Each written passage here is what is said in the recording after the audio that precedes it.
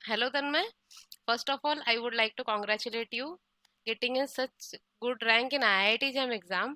तो आप बताइए आपका जर्नी कैसा रहा? आप प्रिपरेशन स्टार्ट कब से किए? आपको कहाँ से पता चला? आप वो बताइए। मैं तो जैसे 11th 12th अपने त्रिपुरा से किया हूँ। मैं त्रिपुरा से हूँ बेसिकली, तो उधर से मैंने अपनी 11th 12th की थी। बट उस समय जेडब्ल्यू मीन्स में उतना अच्छा रैंक नहीं आया, तो एनआईटी वगैरह में ऐसे लोअर ब्रांचेस मिली थी। तो मेरा पहले से क्रेज था कि मुझे एक बार तो आईआईटी तो जाना ही, आईआईटी का टैग लगाना।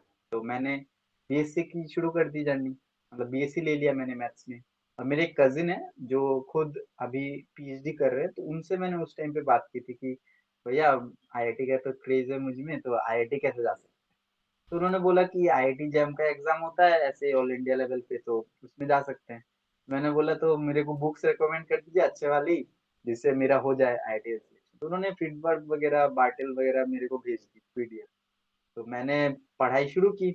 सेकंड थर्ड सेम तक मैं बस वही पढ़ रहा था। तो वो पढ़ने से क्या होता था कि मेरे को थोड़ा बहुत समझ आता था, थोड़ा बहुत नहीं आता, क्योंकि खुद से पढ़ने से होता ही है, सब ये रिलेट करेंगे कि हाँ एकदम जिस वो समझ नहीं आता फीलिंग, है ना। तो फिर मैंने फिर मैं ऐसे करते करते यूट्यूब वगैरह सर्च किया कि मुझे कोई मीनिंग समझ आ जाए वगैरह। तो मेरे को उधर एक एजुकेटर है, मैं नाम नहीं लूंगा उनका, तो उनका मतलब चैनल दिखा। प्रोफेशनल हूँ मैं। उनका उनका मैंने देखा, फिर उन्होंने उधर बताया था कि मतलब अन अकेडमी के बारे में उन्होंने इन्फॉर्मेशन दिया। तो मैं अन अकेडमी में जुड़ गया। फिर तो उधर उधर मिले मेरे को सागर सर, बेस्ट जो टीचर हैं वो मिले। तो उनके साथ फिर जर्नी शुरू हुआ थर्ड सेम के एंडिंग के टाइम पे। उनसे करके फिर एक साल पूरा मैंने उनको दिया। उन्होंने जो बोला वो सब किया, फिर तो अच्छा ही रैंक हुआ। नहीं, अच्छा और नहीं, अच्छा बहुत सोचा था अच्छा है। बट अच्छा बताओ, जैसे कि स्टूडेंट जब प्रिपरेशन करते हैं तो कंसेप्ट तो ओवरऑल समझ ही लेते हैं कोई ना कोई एजुकेटर से। मेन दिक्कत आता है कंसेप्ट से क्वेश्चंस पे मतलब कि लगाना। तो वो कोई डिफिकल्टी अगर आपको फेस हुई हो और आप कैसे वो चीज हैंडल किए? मेरा तो जैसे मैंने बस, अगर मैं खुद से बोलूं, जब मैं खुद से पढ़ रहा था तब तो मेरे से कुछ सॉल्व नहीं होता था। मैं थोड़ा बहुत मतलब सॉल्व कर लेता था, सॉल्व एग्जांपल कर लेता था मैं बैठ के। अच्छा जो जैम के पीवाईक्यूज वगैरह जब देखता था तब मेरे को कुछ समझ नहीं आ रहा था, मतलब सही से मैं रिलेट नहीं कर रहा था। तो जब सगर सर से शुरू किया, तो सर जो असाइनमेंट देते थे तो मेरा भी ऐसे ही होता था कि पहले 10 सोचो 30 क्वेश्चन का एक असाइनमेंट बना के दिया, तो 10 15 मैं कर लेता था पूरे असाइनमेंट में, बट 10 15 रह जाते थे। तो उसके बाद में जो सर क्लास में जो कराते थे उनको बार बार रिवाइज करता रहता था मैं, जितना बार हो सके जितना पॉसिबल हो सके उतना रिवाइज करता था। तो जब अगर मैं रिवाइज करके नेक्स्ट टाइम घूम के वापस से आता था असाइनमेंट में, तो मेरे से एक क्वेश्चन दो क्वेश्चन एक्स्ट्रा और हो जाते थे। फिर एक और बार रिवाइज करो, जितना रिवाइज करता रहता था उतना धीरे धीरे होते लगता था। थोड़ा टाइम देना पड़ता है, मैंने जो सीखा है कि शुरू शुरू में नहीं होते, लगता सब कुछ है कि कॉन्सेप्ट समझ आ गया, फिर भी क्वेश्चन क्यों नहीं बन रहे। बट वही है कि जो क्वेश्चन मैंने कर लिया ऑलरेडी उनको थोड़ा और करने से तुमको और समझ बढ़ती है कि इस क्वेश्चन को कौन सा एक पैटर्न बना है जिससे ये सॉल्व हो जाए वैसे। अच्छा, मतलब बेसिकली क्वेश्चंस को लगाओ, बार बार रिवाइज करो, उससे चीजें आ जाएंगी हाँ आपको। ओके। और एक क्वेश्चन है कि जैसे कि लोग क्या करते हैं कि टाइम मैनेजमेंट पॉसिबल नहीं होता है। लोग आइदर ड्रॉपर्स के लिए तो उनका फुल टाइम होता है, लेकिन जो कॉलेज में पढ़ रहे होते हैं तो उनका रहता है कि कैसे कॉलेज मैनेज करें, या जैम, या फिर टेस्ट देना हो गया, बहुत चीजें हो जाती है, तो कैसे मैनेज करें? हाँ, कॉलेज तो थोड़ा सा वो प्रेशर देती है, और मतलब कॉलेज को भी कुछ बोल नहीं सकते। जैसे मेरे कॉलेज में भी ऐसा प्रेशर तो था। मैंने 3 सेमिस्टर जो जैम का, जिस साल में मैं सही से प्रिपेयर कर था उस साल में 3 सेमिस्टर के मिड टर्म से लेके फाइनल तक सारे एग्जाम, और साथ में 75% भी मैंने मेंटेन किए थे। तो कॉलेज भी थोड़ा बहुत, जैसे कि मेरे केस में क्या हुआ, कॉलेज भी थोड़ा बहुत वो था, लिनियंट था। मैं पीछे के बेंच पे बैठ के अपना करता रहता था, तो वो सर लोग देखते भी होंगे तो बोलते नहीं थे कुछ। मेरे सर लोग भी अच्छे ही थे। उनको जब मैंने बताया कि मेरे एग्जाम के लिए प्रिपरेशन कर रहा हूँ, तो उन्होंने कभी ऐसा कुछ सच कमेंट नहीं किया। उन्होंने बोला कि हाँ करो पीछे बैठ के, कोई प्रॉब्लम नहीं है। और एक फ्रेंड ग्रुप अच्छा होना चाहिए कॉलेज में जो आपके लिए थोड़ा बहुत कवर अप कर दे। जितना अटेंडेंस चाहिए बस उतना ही रखना चाहिए, उससे ज्यादा का जरूरत नहीं। 75% बोलते हैं तो 60% तक आप मेंटेन करो। बाकी टीचर लोग ऐसा ऐसा पकड़ते नहीं है उतना। तो 60% तक मेंटेन करो। और एक फ्रेंड सर्कल अच्छा बना लेना चाहिए, उससे क्या होता है वो आपको कवर कर लेते हैं। आप कुछ कर रहे हो तो आपको बता दें, अच्छा ठीक है सर आ रहे हैं, इसको छुपा लो थोड़ा सा। या सर देख रहे हैं मैं तुम्हारे सामने बैठा हूँ तो अब तुम्हारा वो छुप जाएगा, तुम आराम से करो, कोई प्रॉब्लम नहीं। तो मेरे मेरे ऐसे फ्रेंड्स थे जो बहुत हेल्प किया मेरे को इस टाइम। अच्छा, तो जैसे आपने प्रिपरेशन किया अच्छे से, टाइम भी मैनेज किया, तो एक होता है ना कि डीमोटिवेशन आ जाता है कि नहीं अब नहीं हो पाएगा मेरे से, या मैं कैसे करूं तो अच्छा होगा। मतलब कि हर टाइम मोटिवेटेड रहना पॉसिबल नहीं है, तो खुद को मोटिवेट कैसे करते थे आप? मोटिवेशन का तो मोटिवेशन का तो काम ही है आना फिर चले जाना। मोटिवेशन हमेशा किसी का नहीं रहता, किसी बच्चे का ऐसा होता ही नहीं है कि पूरा एक महीना पूरा मोटिवेटेड है। तो मोटिवेशन रखना ही नहीं चाहिए, बेस्ट है आप मोटिवेशन छोड़ो, डिसिप्लिन बन जाओ। लाइक मोटिवेट अगर कोई आपको मोटिवेशन देता है तो आप कुछ कुछ टाइम तक आपको किसी ने बताया कि ये करो ये करो, सर का ही एग्जांपल ले लो। सर हमको क्लास बस लेके सेशन वेशन लेके बोलते थे कि आप ये करिए ये करिए ये करिए, तो हम मोटिवेटेड होते थे। थोड़ा देर बाद घर वापस से जगह पे आ जाते थे। तो उससे क्या होता है, आप कुछ टाइम के लिए हाई जाते हैं फिर लो आ जाते हैं। बट अगर आप डिसिप्लिन्ड है, आप एक ऐसे इंसान है जो कोई भी हालत में आप वो करेंगे ही जो आपको करना चाहिए, वो होना चाहिए एक। लाइक आप खुद को पूछिए ना, आप क्यों एग्जाम के लिए बैठे हैं। लाइक आप बैठे हैं कि आपको आईआईटी मिल जाए। तो आप अगर आईआईटी के लिए प्रिपेयर कर रहे हैं तो आपको वो मेहनत करना पड़ेगा। कोई भी एक सिचुएशन हो, जैसे मैं ऐसे ही सोचता था कि जैसे सर भी बोलते थे कि अगर तुमने सेक्रीफाइस नहीं किया, अगर तुमने अपना फुल नहीं दिया तो कोई और दे देगा। और कोई दे के बोलेगा कि अच्छा तुम नहीं दे रहे सेक्रीफाइस, मैं दे रहा हूँ, लाओ तुम्हारा रैंक मैं ले लेता हूँ। वही बात और है, तो उस चीज के लिए। हाँ। ऑब्वियसली होता है कि मतलब कि थोड़े थोड़े से में चला जाता है सब चीज, और जी। लास्ट में रिग्रेट हाँ करने को रह उसका भी। जाता है। हाँ इसलिए मतलब कुछ लोग बच्चे क्या करते हैं, जब पढ़ते हैं तब पूरा दिन पढ़ते ही रहते हैं, घर पे ही बैठे रहते हैं। कुछ मतलब बात ही नहीं करते किसी से। तो थोड़े दिनों में वो चीजें होती, मतलब 7-8 दिन ऐसे बिता दिए, 9वां दिन ऐसा आएगा कि उनको कुछ करने का मन ही नहीं कर।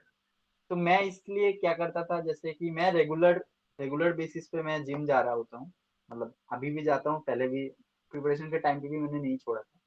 मेरे को अच्छा लगता है, एक चीज मेरे को जो अच्छा लगता है मैंने वो नहीं छोड़ा। बाकी हो सकता है मैंने इंस्टाग्राम वगैरह यूज करना छोड़ दिया, बट वो चीजें जो मुझे पसंद है वो मैंने नहीं छोड़ा। मेरे को मंदिर जाना पसंद था, तो मैं मंदिर में जाके 10-15 मिनट बैठता था। दोपहर के टाइम पे एक वॉक लेता था, आराम से मंदिर बैठता था, फिर वापस आ जाता था। फिर शाम को थोड़ा जिम जाता था, 1-1.5 घंटा का वर्कआउट करता था। और जिम भी मेरे घर के एकदम बगल में है, तो जाना आना भी टाइम इतना वेस्ट होता नहीं था। 1-1.5 घंटा लगता था टोटल में। फिर आके वापस से पढ़ने बैठ जाता था, तो मेरा माइंड भी फ्रेश रहता था। ऐसा कोई प्रॉब्लम नहीं होता था। और अगर ज्यादा ही अच्छा ना लगे, मतलब मेरे मन ही नहीं करा पढ़ने को, तो मैं आधा घंटा निकालता था अपना। बेस्ट फ्रेंड किसी से भी, मेरे अच्छे दोस्त हैं मेरे घर के उधर, तो उनसे एक किसी को कॉल करता था, बात करता था, आधा घंटा बात करके फिर वापस से पढ़ने बैठ जाता था। वही रिफ्रेशमेंट मैं हर रोज ही करता था उसके अंदर। अच्छा, बच्चों का एक क्वेश्चन होता है कि कितने घंटे पढ़ाई करें, क्योंकि सोचते हैं ना कि टॉपर्स है तो कितना घंटा पढ़ता होगा, तो कितने घंटे पढ़ना जरूरी है मतलब? घंटे, देखो घंटे का हिसाब तो मैं कभी करता नहीं था। मैं मतलब सुबह उठ के मैं एक वो बना लेता था कि मुझे आज क्या क्या टास्क कंप्लीट करने हैं। तो उस हिसाब से ही मैं पूरे। और कुछ कुछ लोग या फिर मैं भी जब मैं शुरू में करता था, तब मैं ऐसे प्लान बना लेता था जो कभी पॉसिबल ही नहीं है। ज्यादा ही डाल दिया कि आज पहले पूरा रिवाइज कर लूंगा, ये कभी नहीं होने वाला। सबको पता है, अंदर ही अंदर पता होता है कि क्या पॉसिबल है। तो उस हिसाब से एक पॉसिबल प्लान और हाईएस्ट पॉसिबल प्लान, मतलब एकदम लिमिट तक पहुंच जाओ कि इधर तक पॉसिबल है यही लिख लो तुम। फिर उसको अचीव करने का ट्राई करो। कभी कभार नहीं होता है, जैसे मैं हमेशा सोचो एलए का एक कॉपी में हमेशा डाल देता था कि मैं आज एलए का एक कॉपी करूंगा, तो एक कॉपी कभी नहीं होता था। आधा तक खत्म किया मैंने रिवाइज, तो वो भी एक होता था। तो लिख के रखने से प्लान तुमको पता रहता है, आप आंखों के सामने जब रहता है तो तुमको पता रहता है कि तुमको ये करना है, ये करना है, तो आज का दिन इसमें जाएगा। घंटों के हिसाब नहीं होते, कभी किसी किसी दिन 8 घंटे पढ़ाई होती है, किसी किसी दिन 10 घंटे पढ़ाई होती है। तो वैसे ही होता है। ऐसे घंटों का मेरे पास सही से कैलकुलेशन तो है नहीं, बट 6-7 घंटे तो होते ही हैं हर दिन। अच्छा, कंसिस्टेंसी मैटर करता है। कंसिस्टेंसी तो मैटर करता है। अच्छा, आप बताइए रिवीजन का स्ट्रैटेजी क्या रहता था आपका, कि how to revise? Revision revision का, जैसे कि मैं कभी भी थ्योरी और चीजों को अलग नहीं करता था, मतलब थ्योरी और प्रॉब्लम्स को मैं एक ही साथ में पढ़ता रहता था। जैसा कॉपी सर बनाते थे, थ्योरी के साथ प्रॉब्लम्स कराते थे, तो मैं वैसे ही सीरियली चलता रहता था। और मैंने एक चीज क्या कर ली थी, जैसे कुछ सीरीज और सीक्वेंस दो अलग अलग टॉपिक्स हैं। जैसे सीक्वेंस को सर हम रियल में पकड़ते हैं, और सीरीज को ऐसे मिसलेनियस में पकड़ते हैं, बट दोनों रिलेटेड थे।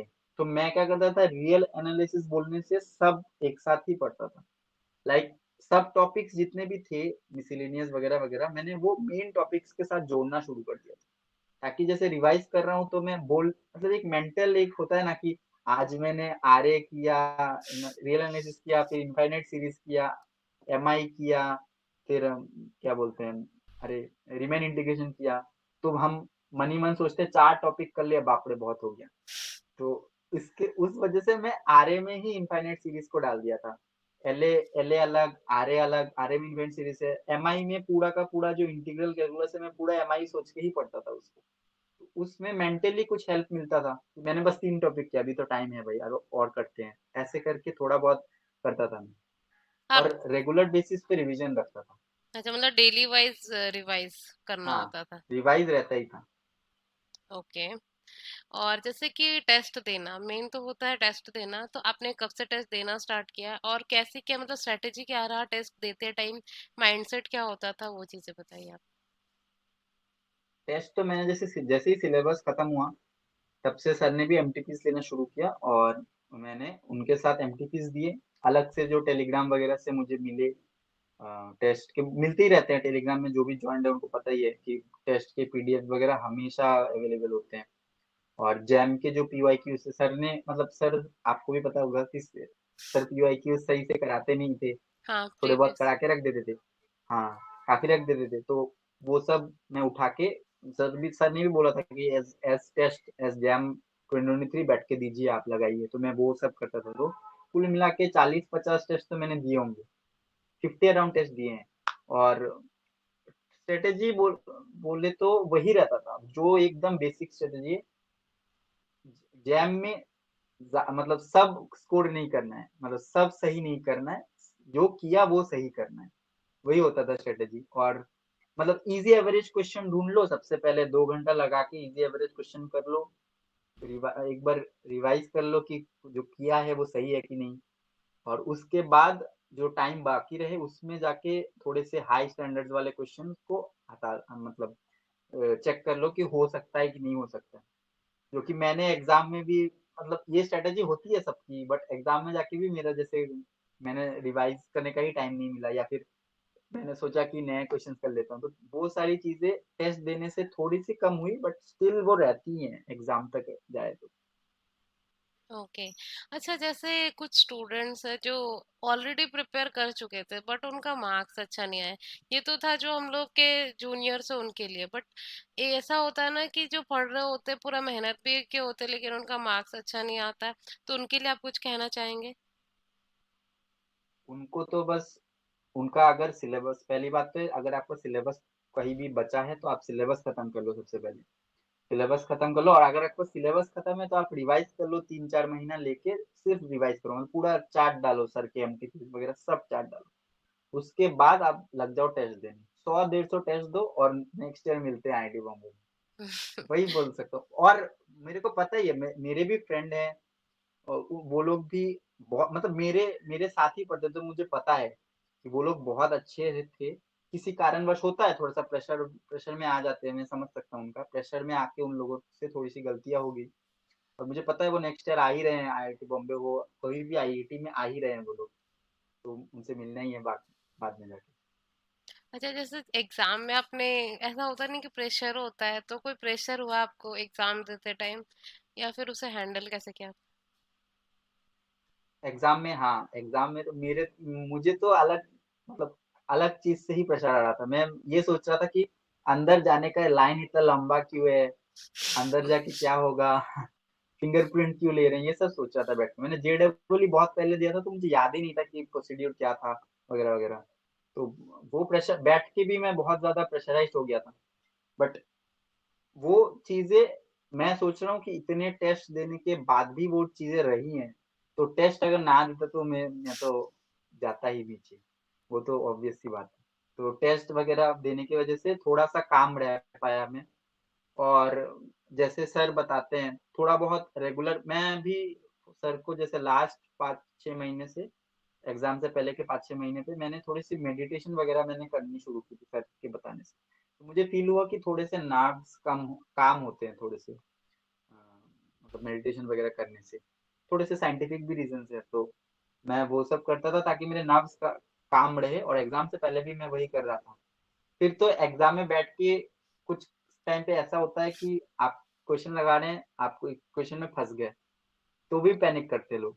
बट वो भूल जाते हैं कि आप ऑलरेडी एक सेक्शन में 7 क्वेश्चन करके आए हैं, 8वें पे अटक भी गए तो क्या प्रॉब्लम पड़ता है, कोई इशू नहीं है। अगर आप पहले पे अटके तो दूसरे पे जाइए, मिलेगा ही आपको, क्वेश्चन करने लायक देते ही हैं हर आईआईटी, सबको पता ही है। हर आईआईटी क्वेश्चन करने वाले देते हैं, उनको बस चूज करना होता है और उनको ही मतलब आंसर करना है आपको। पहले वो आंसर कर दीजिए, फिर जाइए जिसमें आप अटक गए थे। अब वापस से देखिए, आपको आ सकता है, नहीं भी आ सकता है, कोई इशू नहीं है। आप अगर आईआईटी जितना बना लिए तो बस खत्म, वही। और और आप 2024 वाले बच्चों के लिए कुछ मैसेज देना चाहे तो वो बताइए। मैं बस उनको ये कहना चाहता हूँ कि बढ़िया से सर जो कराते हैं वो ही फॉलो करें।